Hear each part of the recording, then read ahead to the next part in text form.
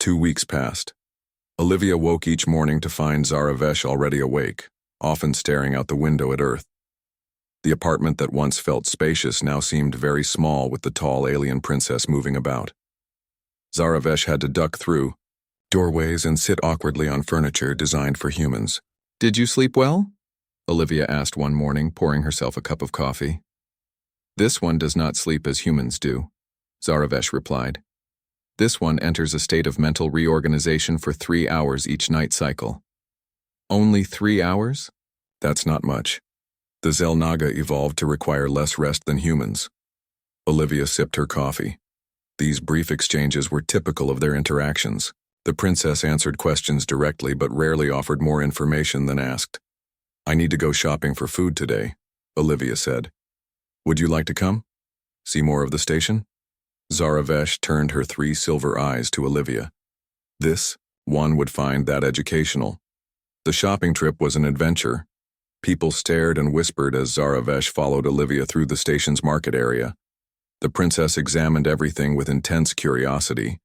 She picked up fruits, sniffed spices, and studied packaging with her silver eyes. "These contain chemicals harmful to Zelnaga biology," she said, pointing to a display of candy. "How can you tell?" Olivia asked. "This one's third eye perceives chemical compositions." Zaravesh tapped the silver eye in the center of her forehead. "That's actually really useful." For the first time, Zaravesh's mouth curved into what might have been a smile. The Zelnaga evolved this ability to avoid poisonous plants on our homeworld. It was the most personal information the princess had shared so far. Olivia decided to push a little further. "What's your homeworld like?" Zaravesh was quiet for a moment. "It is beautiful. Oceans cover 70% of the surface. The waters glow at night from bioluminescent life forms. The 3 moons create complex tidal patterns. Sounds nice." Olivia picked up a package of pasta. "Do you miss it?" "This one. I was not happy there." Zaravesh seemed surprised by her own words. "The royal family has many rules, many expectations." Olivia nodded. "I get that. Military life is full of rules too." They continued shopping, and something shifted between them. The conversation became easier. Zaravesh asked questions about human foods, and Olivia explained, as best she could. When they returned to the apartment, Zaravesh offered to help prepare a meal. The results were mixed.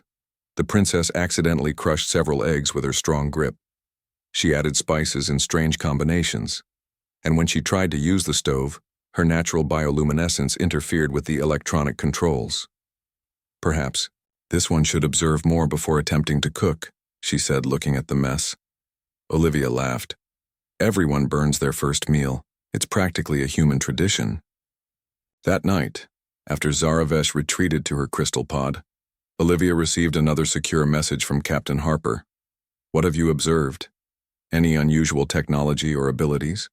Has she revealed anything about Zelnaga defenses or weaknesses?" Olivia frowned at the message.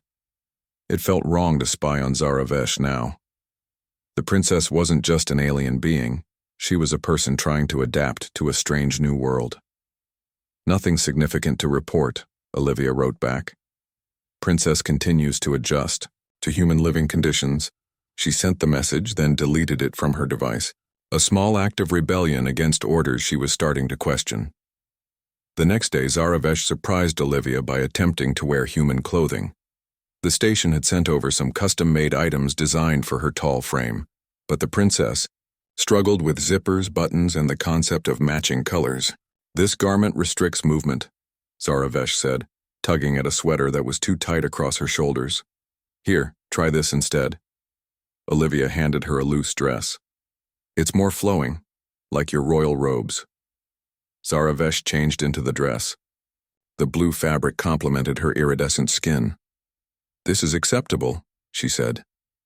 "Thank you for your assistance." "You look nice," Olivia said. "Blue suits you." The princess tilted her head. "This one, I appreciate the compliment." Olivia noticed that Zaravesh was starting to use "I" occasionally instead of "this one." It was a small change, but it seemed important.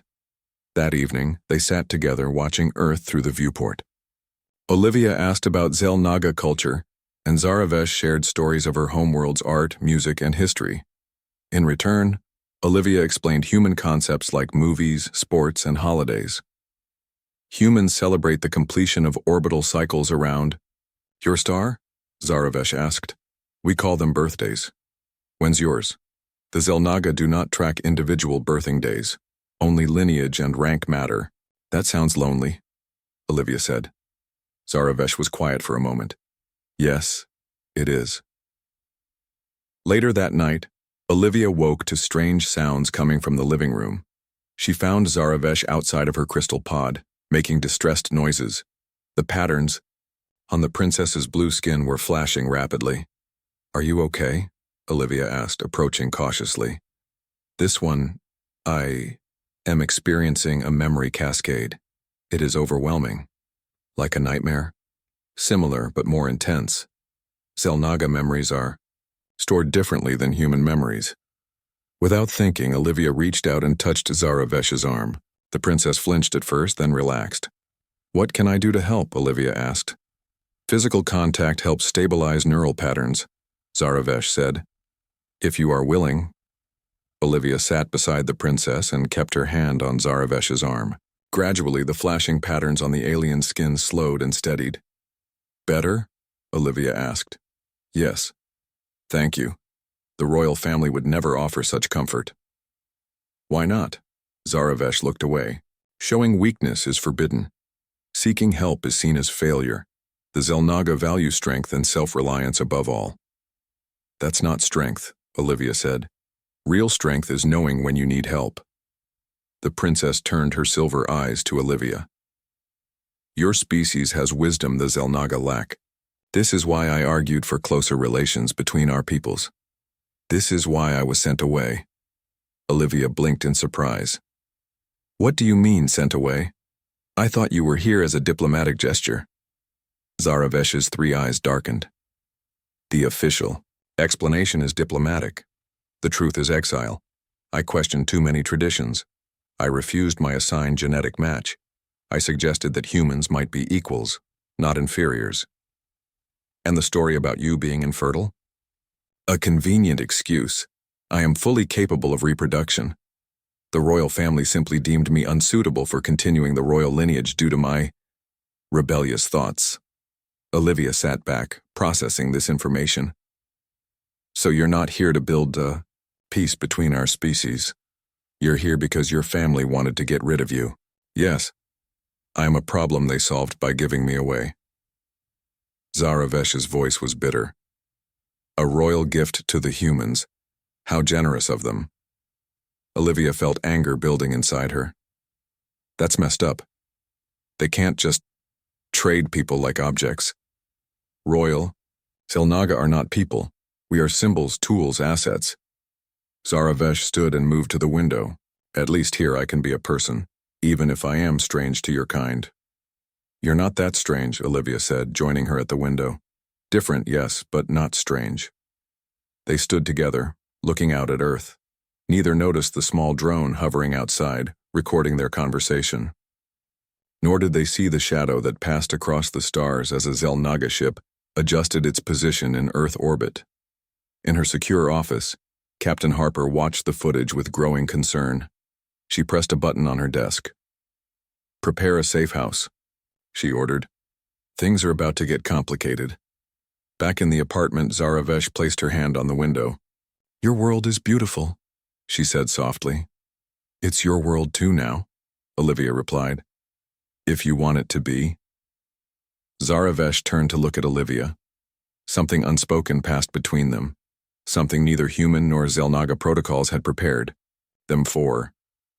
I would like that, the princess said, using I without hesitation.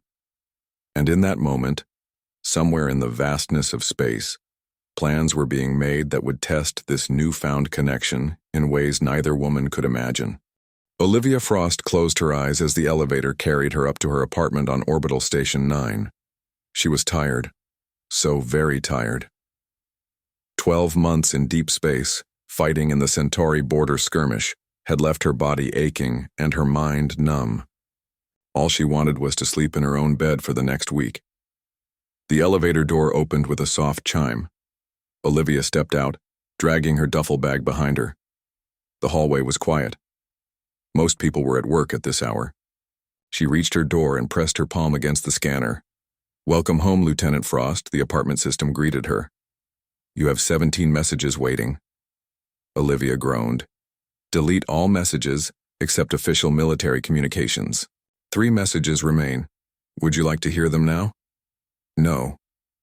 Olivia dropped her bag on the floor and fell face first onto her couch. 6 months of leave stretched before her. 6 months of peace and quiet. Her comm unit beeped loudly.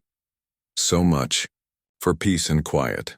"Lieutenant Frost," she answered, not bothering to sit up. "Lieutenant," the stern voice of her commanding officer came through. "Report to Diplomatic Complex B at 0900 hours tomorrow." "Sir, I just got back. I'm on leave for 6 months." "This comes from the top, Lieutenant. Diplomatic Complex B, 0900 hours. Wear your dress uniform." The line went dead before Olivia could argue further. She buried her face in a cushion and screamed.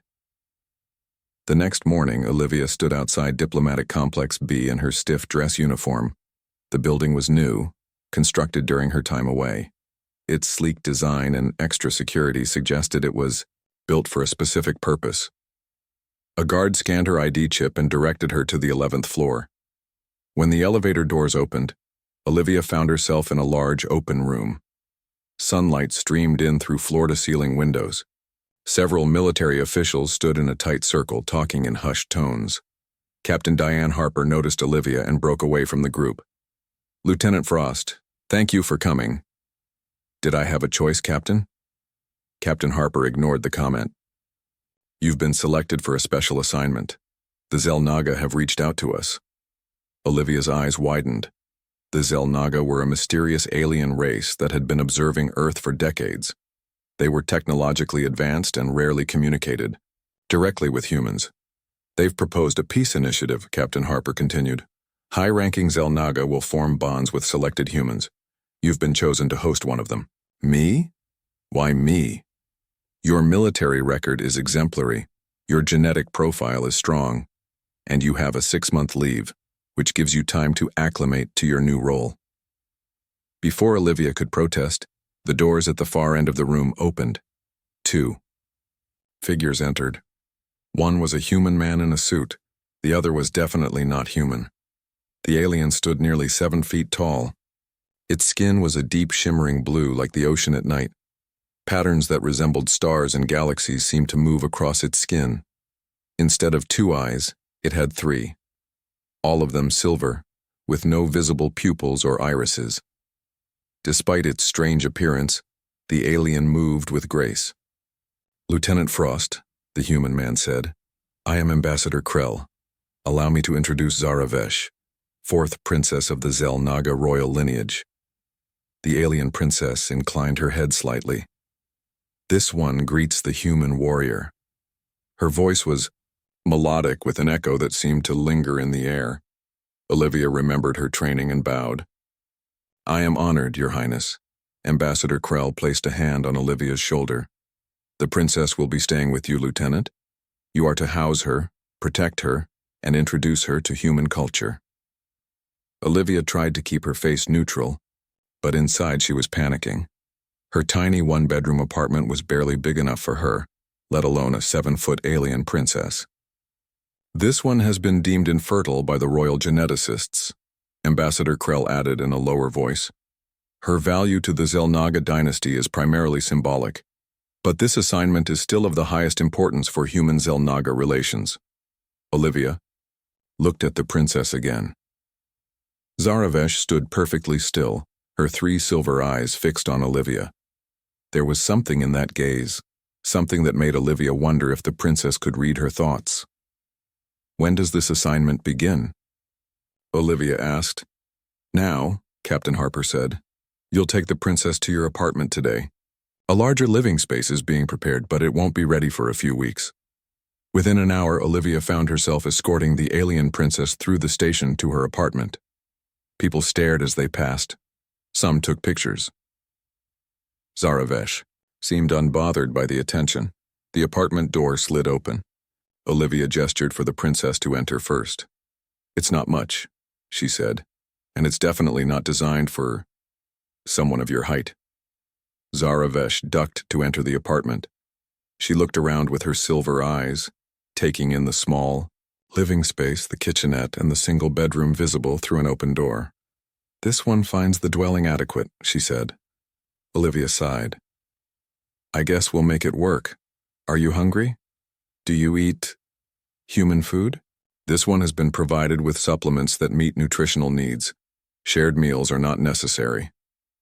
"Right." Olivia ran a hand through her short brown hair. "Well, you can take the bedroom. I'll sleep on the couch. This one does not require a bed for rest cycles." Zaravesh moved to the center of the living room. "This space is sufficient." As Olivia watched, the alien princess produced a small device from within her flowing robes. She placed it on the floor.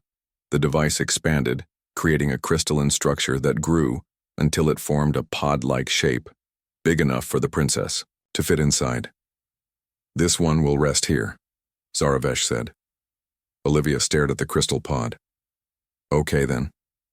That night, as Olivia tried to sleep in her own bed, her comm unit beeped again. It was a secure message from Captain Harper. "The princess is not what she seems," the message read. "Watch her closely. Report anything unusual. This is bigger than a peace initiative." Olivia glanced at her bedroom door. Beyond it, the alien princess was supposedly resting in her crystal pod.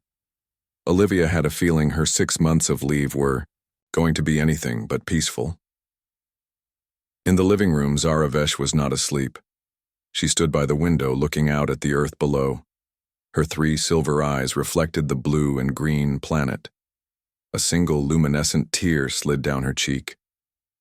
"This one did not choose exile," she whispered to herself. "But perhaps exile has chosen a better path." Unknown to both women, a small drone hovered outside the apartment window, recording everything.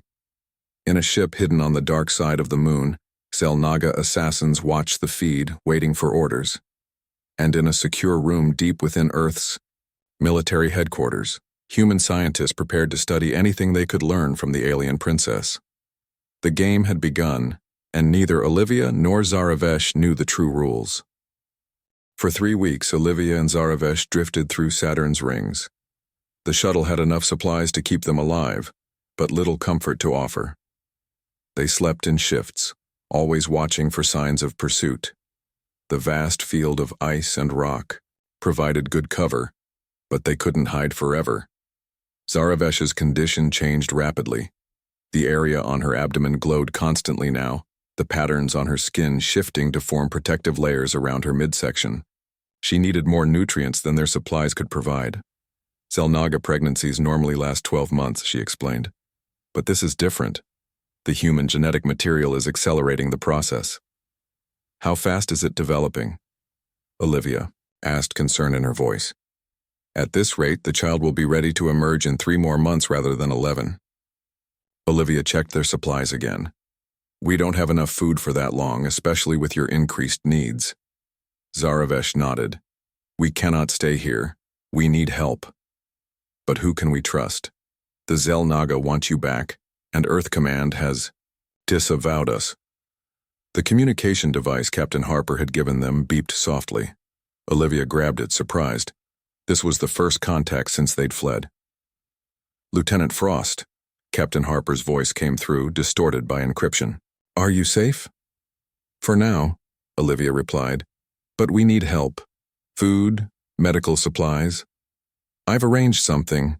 A scientist named Dr. Maya Sullivan has a research station on Europa. She's expecting you." "Dr. Sullivan?" The name sounded familiar to Olivia. Wasn't she kicked out of the scientific community for radical theories about alien biology? The same. She's been working independently since then. If anyone can help with your situation, it's her. There was a pause. "The princess's condition is what I think it is." Olivia glanced at Zaravesh, who nodded slightly. "Yes, she's carrying a child, a hybrid. Captain Harper was silent for a moment. This changes everything. Get to Europa as quickly as you can. I'm sending coordinates now. Harper out. The communication ended. New data appeared on the shuttle's navigation system. A direct route to Europa, Jupiter's ice-covered moon. We trust this doctor? Zaravesh asked. I don't know, but we're running out of options. Olivia set the course. It'll take us about 5 days to reach Europa. The journey was tense. They spotted both Earth and Xel'Naga ships several times, but Zaravesh's ability to mask their energy signature kept them hidden. As they approached Europa, a signal guided them to a hidden entrance in the icy surface. The shuttle descended through a narrow tunnel that opened into a large cavern beneath the moon's frozen exterior. A docking platform extended to meet them. As the shuttle settled onto it, Olivia saw a woman waiting for them. Dr. Maya Sullivan was older than Olivia had expected. With silver hair and dark skin marked by years of exposure to space radiation, she wore a simple lab coat over a practical jumpsuit. Lieutenant Frost, Princess Zaravesh. She greeted them as they exited the shuttle. Welcome to my humble research station. Please follow me quickly. We should get you both inside secure areas. She led them through a series of airlocks into a surprisingly comfortable living space. The walls were made of Europa's ice, but reinforced with transparent materials that revealed the moon's subsurface ocean beyond. You have quite a setup here, Olivia commented. 20 years of independent research requires good facilities, Doctor, Sullivan replied. Now let me see the princess. Zaravesh removed her outer robe, revealing her glowing abdomen. Dr. Sullivan's eyes widened. Remarkable, she whispered. May I? Zaravesh nodded, and the doctor placed a hand on the glowing area. She closed her eyes, concentrating. The child is healthy, she said after a moment, growing rapidly. But you need nutrients, specific compounds that your body can't produce on its own. Can you help? Olivia asked. Yes. I've studied Xel'Naga biology for decades. Most of my colleagues thought I was wasting my time. Dr. Sullivan smiled. They won't be laughing now. She led them to a laboratory filled with equipment both familiar and strange. Screens displayed data about Xel'Naga physiology alongside human medical information. I need to run some tests, Dr. Sullivan said. Nothing invasive, just scans to confirm what I already suspect. Hours later, they sat in a comfortable living area. Dr. Sullivan had provided them with fresh clothes, food, and a nutrient supplement for Zaravesh.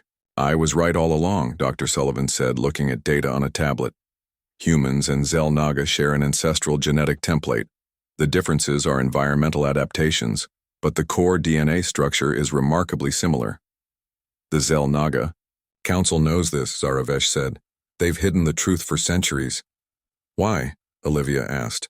What's so threatening about having common ancestors? Dr. Sullivan set down her tablet. Power. The Xel'Naga royal family claims genetic superiority as the basis for their rule. If their people learned they're related to humans, a species they've been taught to view as primitive, it would undermine the entire power structure. And the child?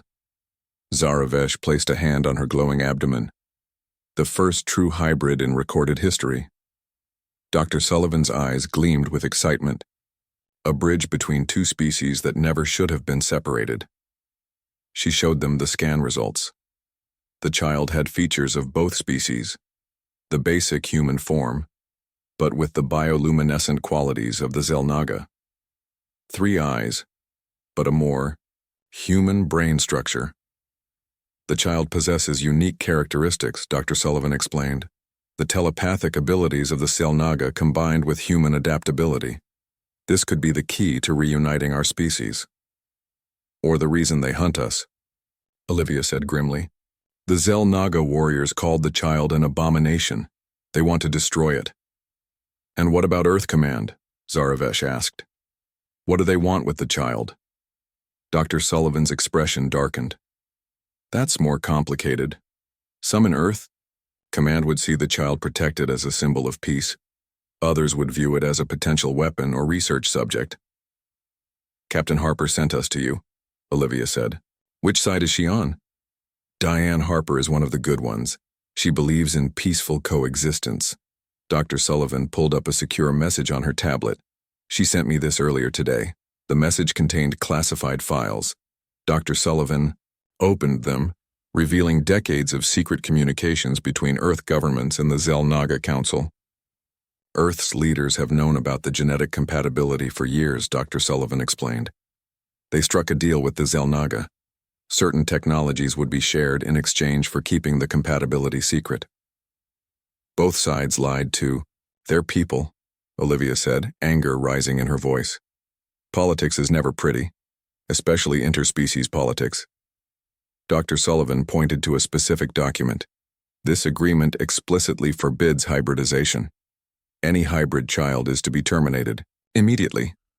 Zaravesh's hand moved protectively to her abdomen. The glow beneath her fingers pulsed brighter. That will not happen, she said, her voice hard. This child is the heir to both our worlds. I will protect it with my life. As will I, Olivia said, placing her hand over Zaravesh's. Dr. Sullivan nodded. You're safe here for now. My facility is shielded from both Earth and Xel'Naga scanning technology, but eventually they'll find you. Then we need a plan, Olivia said. A way to protect the child and reveal the truth to both species. May have a solution, Dr. Sullivan said, but it's risky. She led them to another part of the facility, a chamber housing an unusual ship. It was smaller than their shuttle, with a design that combined Xel'Naga crystalline technology with human engineering. I've been working on this for years, Dr. Sullivan explained. A hybrid ship designed to interface with Xel'Naga biology but operate with human efficiency. It can reach speeds neither of our species' ships can match. Where would we go in it? Olivia asked. There's a star system at the edge of Xel'Naga territory. Uninhabited, but habitable. You could raise the child there, away from both Earth and the Xel'Naga Council. Zaravesh examined the ship, running her hand along its crystalline surface. This would work. I could interface with it directly. But that's not a solution, Olivia argued. That's just more hiding. The child deserves better than a life in exile. What alternative do we have? Zaravesh asked. Before Olivia could answer, an alarm sounded throughout the facility. Dr. Sullivan rushed to a console. Ships approaching, she said, her voice tense. Multiple signatures, Earth and Xel'Naga vessels moving in formation. They're working together, Olivia realized. They've found us. The hybrid ship isn't ready yet, Dr. Sullivan said. It needs at least 3 more days of calibration. We don't have 3 days. Olivia's military training kicked in. How defensible is this facility? It has basic shields, but nothing that will hold against a determined attack. Zaravesh moved to a viewport, looking up at Europa's icy ceiling. They will break through within hours. Just then, Captain Harper's communication device activated again. Lieutenant Frost, we know where you are. Surrender the princess and the abomination and you'll be granted immunity. That's not Harper's voice, Olivia said. Someone else has her device. A new signal came through on Dr. Sullivan's communication system. This is Captain Diane Harper. Lieutenant Frost, if you're receiving this, do not trust any communication from your previous device. It's been compromised. How do we know this is really you? Olivia asked. The ice above Dr. Sullivan's facility began to crack. Dust and small ice crystals fell from the ceiling as drilling equipment pierced through Europa's surface. Olivia, Zaravesh, and Dr. Sullivan retreated to the hybrid ship. Even if it's not ready to fly, it's our best shelter, Dr. Sullivan explained, sealing the ship's hatch behind them. The hull is reinforced with Xel'Naga crystal matrix. It can withstand most weapons. Inside, the ship was a blend of human and alien technology. The control panels responded to touch but also to Zaravesh's bioluminescent energy. She placed her hand on the main console, and the ship hummed to life. It recognizes me, she said, surprised. How is this possible? I used Royal Xel'Naga genetic patterns as the template for the interface, Dr. Sullivan admitted. I may have borrowed some samples from official Earth Xel'Naga exchanges. Olivia checked the ship's external sensors. 8 Earth vessels, 5 Xel'Naga ships. They've surrounded the facility. A communication came through on the ship's system. This is Admiral Lawrence of Earth Command. Dr. Sullivan, surrender the alien princess and the hybrid immediately. This is your only warning. They're not even trying to negotiate, Olivia said bitterly. The child threatens too many power structures, Dr. Sullivan replied. Both human and Xel'Naga leaders fear what it represents. Zaravesh sat in the pilot's chair, her hands on the controls. The glow from her abdomen pulsed in sync with the ship's lights. The child is growing stronger. I can feel its consciousness developing. Is that normal? Olivia asked, concerned. Nothing about this is normal, Zaravesh said. Xel'Naga children develop telepathic awareness before birth, but this is different, more intense. The human DNA has enhanced the connection. The ship's sensors beeped. Energy readings spiked above them as weapons were prepared. They're going to fire, Dr. Sullivan said. The facility shields won't hold for long. The first blast hit, shaking the ice around them. Cracks formed in the ceiling of the cavern. Water from Europa's subsurface ocean began to seep through. We need to launch, Olivia urged. Ready or not, this ship is our only chance. The navigation system isn't calibrated, Dr. Sullivan warned. We could end up anywhere. Anywhere is better than here, Olivia replied. Another blast hit, larger than the first. The cavern ceiling began to collapse. Water poured in, rapidly filling the space around the ship. Hold on, Dr. Sullivan said, activating the launch sequence. This will be rough. The ship's engines fired, but instead of rising, the vessel shuddered and went dark. The water level continued to rise outside. What happened? Olivia asked. Power failure in the main drive. Dr. Sullivan responded, frantically working the controls. The calibration issues I mentioned. Zaravesh closed her silver eyes. The patterns on her skin brightened and the glow from her abdomen intensified. I will connect directly with the ship's systems, she said. The child will help. What do you mean the child will help?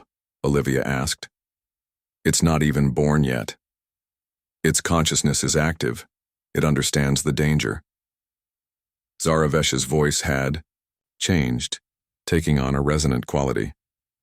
Together we can power the ship. Energy flowed from Zaravesh's hands into the control panel. The ship's lights flickered, then steadied. Displays came back online. The engines hummed with renewed power. It's working, Dr. Sullivan said in awe. The ship is responding to both of them. The cavern continued to collapse around them. The water was nearly at the level of the ship now. Above, through the cracks in the ice, they could see the hostile fleet waiting. Even if we launch, we'll be shot down immediately, Olivia said. At that moment, new alerts appeared on the sensors. Additional ships were arriving, smaller vessels moving at high speed. Captain Harper, Olivia breathed, recognizing one of the ship signatures. A new communication came through. This is Captain Diane Harper to all vessels. Stand down. I repeat, stand down. Captain Harper, you are in violation of direct orders, Admiral Lawrence's voice responded. Remove your ships immediately. I cannot do that, Admiral, Captain Harper replied. Not all of Earth Command agrees with this course of action, and not all Xel'Naga support the Council's decision. More ships appeared on the sensors. Some were Earth vessels of various designs. Others were clearly Xel'Naga, but smaller than the royal ships. This is Krelvor of the Xel'Naga Reform Movement. A new voice joined the communication. We stand with Captain Harper. The hybrid child must be protected. The water in the cavern had reached the ship now. Ice continued to fall from above. We need to launch, Dr. Sullivan urged, while they're distracted. Zaravesh, still connected to the ship's systems, nodded. The path is clear. The ship rose through the collapsing cavern, water streaming off its hull. It burst through the remaining ice into the space above Europa, where two fleets faced each other, one intent on capturing them, the other determined to protect them.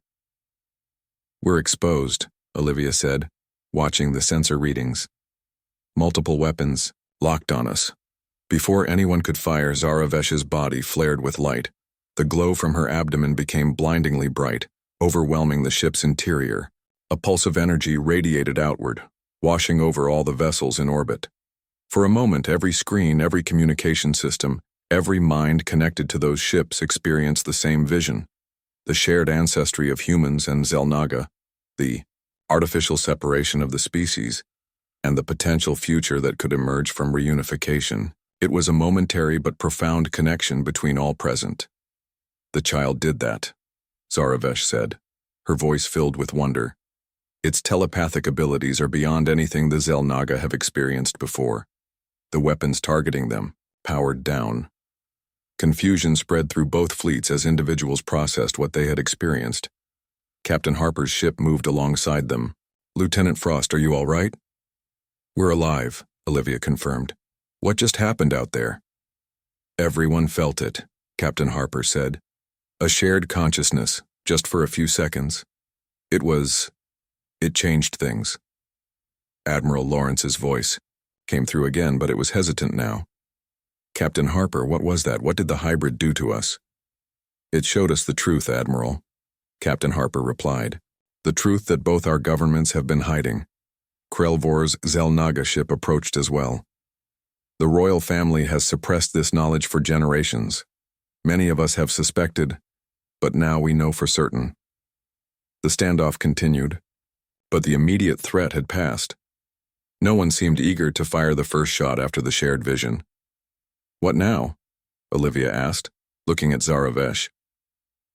The princess had slumped in her chair, exhausted by the energy expenditure. The glow from her abdomen pulsed rapidly. "The child comes," she said. "The mental effort has accelerated the process." Dr. Sullivan moved quickly, converting part of the ship's interior into a medical area. "How long do we have?" "Hours, not days," Zaravesh replied. "The child wants to be born now." Outside, negotiations began between the divided fleets. Captain Harper and Krelvor acted as intermediaries, presenting evidence of the secret agreements and suppressed history to key figures in both groups. Inside the hybrid ship, Olivia held Zaravesh's hand as Dr. Sullivan prepared for the birth. "I'm right here," she said. "We'll face whatever comes next together." "The child knows your voice," Zaravesh said, smiling through her pain. "It recognizes you as its other parent." The birth process was unlike anything in human experience. Zaravesh's abdomen opened along the luminescent patterns, revealing a cocoon of energy, rather than flesh and blood. The cocoon pulsed with light, growing brighter until it separated from Zaravesh's body and floated in the air between them. "Is this normal?" Olivia asked, watching in amazement. "For Xel'Naga, yes," Dr. Sullivan said, "though I've only read about it in ancient texts." The cocoon slowly descended into Olivia's waiting arms. It felt warm and surprisingly solid. As she held it, the outer layer of energy dissipated, revealing a child within. The baby had pale blue skin with subtle luminescent patterns. Instead of 3 eyes like Zaravesh, it had 2 human-like eyes, plus a smaller third eye in the center of its forehead. Its tiny hands reached up, glowing softly. "A daughter," Zaravesh said, her voice filled with emotion. "Perfect in every way." Olivia cradled the child, feeling a connection she had never imagined possible. "What should we name her?" "Nova," Zaravesh suggested. "In your language it means a new star born from the death of the old." "Nova," Olivia repeated. "I like it." As if responding to her name, the baby's eyes opened, all 3 at once. The ship's systems flickered in response to her awakening consciousness. Dr. Sullivan checked the child's vital signs. "She's stable, healthy, a perfect blend of both species." Outside, the negotiations continued. Some ships had withdrawn, either unable to choose sides or unwilling to be part of what was happening. Others remained, forming a protective ring around the hybrid ship. Captain Harper's voice came through again. "Lieutenant, we've reached a temporary agreement. No one will fire on your vessel. A neutral meeting ground is being arranged on Io for further discussions." "Can we trust them?" Olivia asked. "Not entirely," Captain Harper admitted. "But the child's telepathic display changed many minds today. People who were following orders without question are now asking why this child must be destroyed. It's a start." Olivia woke to the sound of breaking glass. She rolled out of bed, grabbing her service pistol from under her pillow. Years of military training took over as she crouched low and moved toward her bedroom door. A flash of blue light lit up the gap beneath the door. She heard a thud, followed by a cry of pain that wasn't Zaravesh's voice. Olivia pushed the door open a crack. What she saw made her freeze. Zaravesh stood in the middle of the living room, surrounded by 3 Xel'Naga warriors. They were taller than the princess, with darker blue skin and armor that seemed to grow directly from their bodies. The princess's hands glowed with blue energy. As Olivia watched, Zaravesh thrust her palm forward, sending a bolt of energy into one of the warriors, throwing him against the wall. "I will not return," Zaravesh said, her voice colder than Olivia had ever heard it. "The council has no power over me here." Another warrior lunged at the princess. Zaravesh moved with unexpected speed, dodging the attack and striking back with glowing hands. Olivia pushed the door open fully and aimed her gun. "Freeze," she shouted. All the Xel'Naga turned to look at her. One of the warriors raised a hand toward her. Olivia fired twice, hitting the warrior in the chest.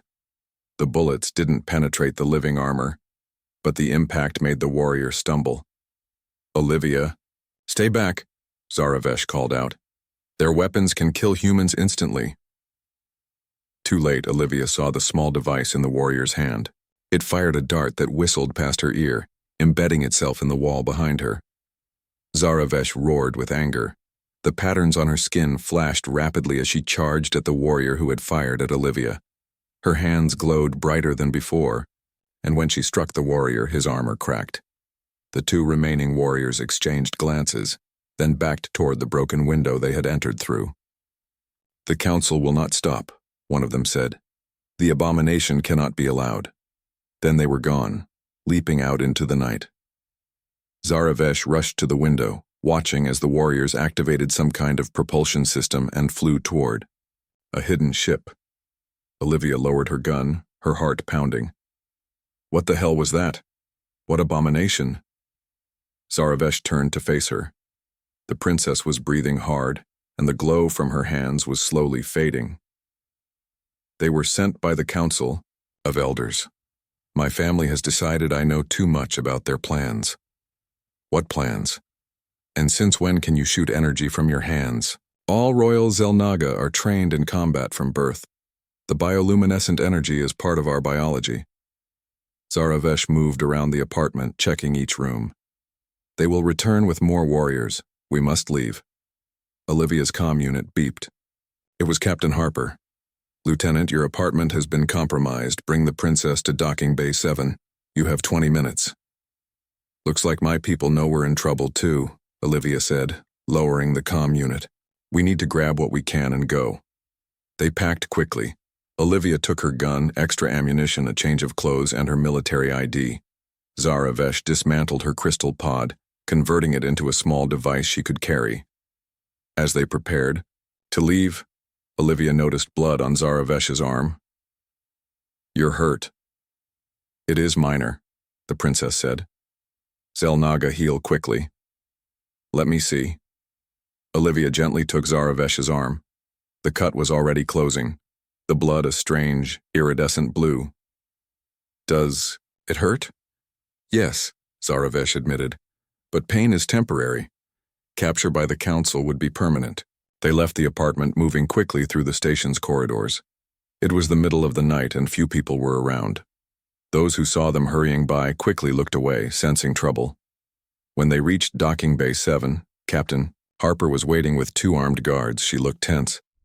"Lieutenant Frost," she said, nodding to Olivia. "Princess, we need to move quickly. The Xel'Naga have demanded your return, claiming you stole state secrets." "I stole nothing," Zaravesh said. "I simply know truths they wish to hide." "Right now I don't care about alien politics," Captain Harper said. "Earth Command has decided you're more valuable to us alive and free than handed back to your people." Led them to a small shuttle. It was unmarked, with no military insignia or station identification. "This shuttle will take you to a safe location," Captain Harper explained. "From there, you'll be on your own for a while. Earth Command has officially denied any knowledge of your whereabouts. They've disavowed us, Olivia said, understanding immediately. We're on our own. For now, Captain Harper handed Olivia a small device. This communicator is untraceable. I'll contact you when it's safe. They boarded the shuttle. There was no pilot. The small craft was automated. As the docking bay doors opened, revealing the darkness of space, Olivia felt a moment of fear. She was leaving everything behind, going on the run with an alien princess she barely knew. Zaravesh seemed to sense her thoughts. I am sorry, Olivia. This danger comes from my presence in your life. It's not your fault, Olivia said. You didn't ask to be exiled. You didn't ask for assassins to come after you.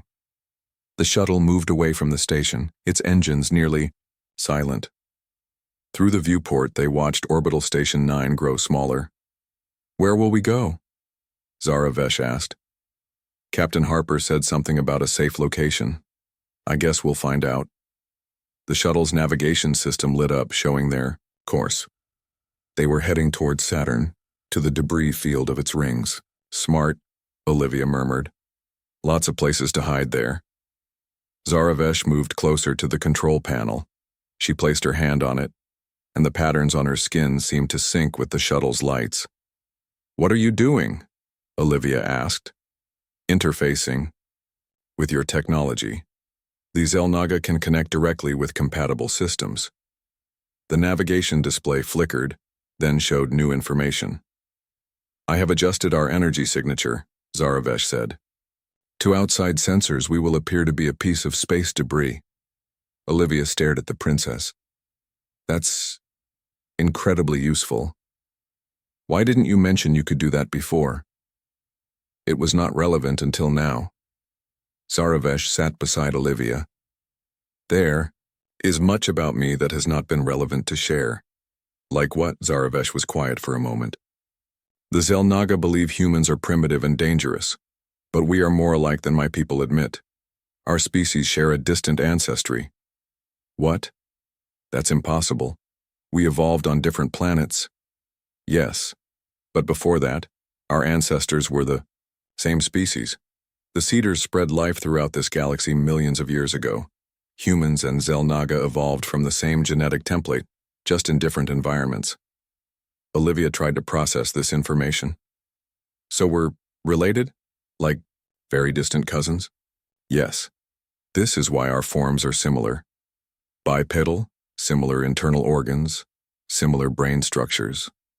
The differences are adaptations to our respective worlds. And your council doesn't want this information getting out? They believe it would undermine their authority. The royal family claims divine right to rule based on genetic superiority. Zaravesh's three eyes focused on Olivia. I was exiled because I discovered ancient records proving our common ancestry, and I wished to share this knowledge. The shuttle continued its journey toward Saturn. Hours passed as they talked, sharing more openly than before. The danger had broken down barriers between them. As they approached Saturn's rings, Zaravesh suddenly doubled over in pain. What's wrong? Olivia asked, reaching for her. I don't know. The princess pressed a hand to her abdomen. Something is changing within me. The patterns on her skin were shifting, concentrating around her midsection. A soft glow emanated from under her hand. Are you sick? Is it an injury from the fight? Zaravesh shook her head. No. This is different. She looked up at Olivia, her silver eyes wide. It feels like life. Life? What do you mean? The princess guided Olivia's hand to her abdomen. Beneath her palm, Olivia felt a subtle movement, a warmth that wasn't there before. This is impossible by all Xel'Naga science, Zaravesh whispered, but I am carrying life. Our proximity, our connection, something unprecedented has occurred. Olivia pulled her hand back in shock. Are you saying you're pregnant? But how? We're different species, and we're both female. Xel'Naga reproduction is not like human reproduction. We can self-generate life under certain conditions, but it requires a genetic template, a catalyst. Zaravesh looked at Olivia with wonder. Somehow your genetic material has provided that catalyst. My DNA? But when? How? The night of my memory cascade. When you touched me to offer comfort. Xel'Naga can absorb genetic material through skin contact when in certain emotional states. Olivia sat back stunned. So inside you there's a baby? A hybrid of both our species? Yes. A being that carries both human and Xel'Naga genetics. Zaravesh placed both hands on her abdomen. Now I understand why the council called it an abomination. They must have known this was possible. Is that why they called you infertile? To prevent this from happening? Perhaps. Or perhaps they truly did not know I could conceive in this way. Zaravesh looked out at Saturn's rings, now visible through the viewport. Either way, this child represents everything the council fears. Proof of our common ancestry. Proof that our species can be one again. Olivia tried to wrap her head around the situation. She was on the run, in a shuttle heading for Saturn's rings with an alien princess who was somehow pregnant with a child that was partially hers. What do we do now? She asked.